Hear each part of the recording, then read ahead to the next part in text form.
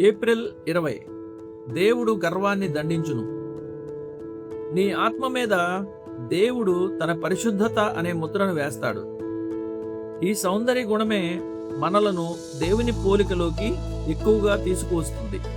అయితే గర్వం తన ఆకలిని తీర్చుకోవడానికి ప్రతి దానిలోనూ అత్యధికమైనది, శ్రేష్టమైనది కోరుకుంటుంది. ఈ అత్యాశ నీలోని స్తుతించే స్వభావాన్ని మృంగివేస్తుంది.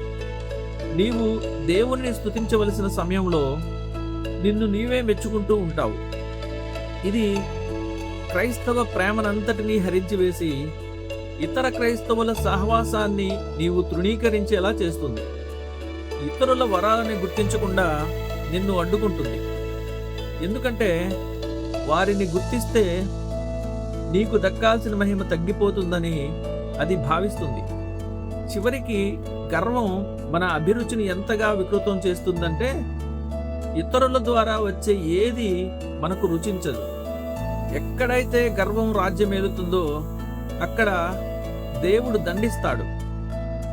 తన తోటలో గర్వం అనే కలుపు మొక్క పెరగడానికి దేవుడు ఎన్నటికీ అనుమతించడు. దానిని పెకిలించడానికి ఆయన ఏదో ఒక మార్గాన్ని ఎంచుకుంటాడు. మనుష్యుల ముందు మరియు దేవుని ముందు నిన్ను అవమానపరిచే ఏదైనా పాపంలో నీవు పడిపోయేలా ఆయన అనుమతించవచ్చు.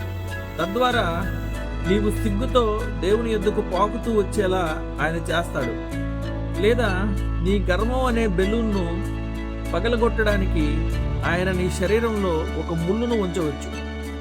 నీ గర్వం కారణంగా దేవుని ఘనతకు భంగం కలిగితే ఖచ్చితంగా ఆయన శిక్షను ఎదుర్కోవడానికి సిద్ధంగా ఉండు.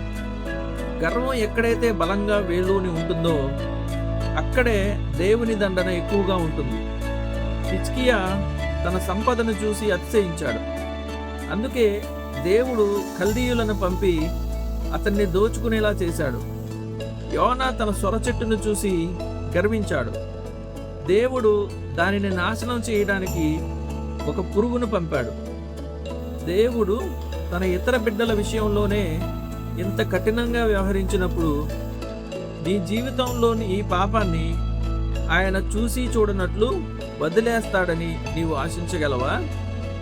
వరాలు అనుగ్రహించబడిన చోట దేవుడు లెక్కల తనిఖీ చేస్తాడు. నీ స్నేహితుడు మరణిస్తూ తన ఆస్తికి నిన్ను నిర్వాహకుడిగా నియమించాడు అనుకుందాం. కానీ అతని వీలునామా ప్రకారం ఆస్తిని పంచడానికి బదులు ఆ డబ్బునంతా నీ సొంత ఖాతాలో వేసుకుని నీవు ఎంత ధనవంతుడివో అని ఊరంతా చెప్పుకుంటూ తిరిగితే ఏమవుతుంది? నీవు ఆ దొంగ ఆస్తితో ఎంతకాలం ప్రజలను మభ్యపెట్టగలవు? ఇప్పుడో ఒకప్పుడు అసలైన వారసులు వచ్చి తమకు చెందవలసినది తీసుకోవడమే కాకుండా నీ మీద దావా కూడా వేస్తారు. ఆత్మీయంగా చూస్తే నీవు దేవుని ఆస్తులకు ఒక నిర్వాహకుడివి మాత్రమే. ఆయన నీకు వరాలను ఇచ్చి వాటిని ఎలా వినియోగించాలో స్పష్టమైన ఆదేశాలు ఇచ్చాడు. ఆ వారసత్వ బాధ్యతలన్నీ తీర్చిన తర్వాత నీవు అతిశయించడానికి లేదా గర్వించడానికి నీ దగ్గర ఏమీ మిగలదని నీకు అర్థమవుతుంది. నీ సంరక్షణలో ఉంచబడిన తలాంతుల విషయంలో నీవు దేవునికి జవాబుదారీగా ఉంటావని ఒక్క క్షణం కూడా మర్చిపోవద్దు.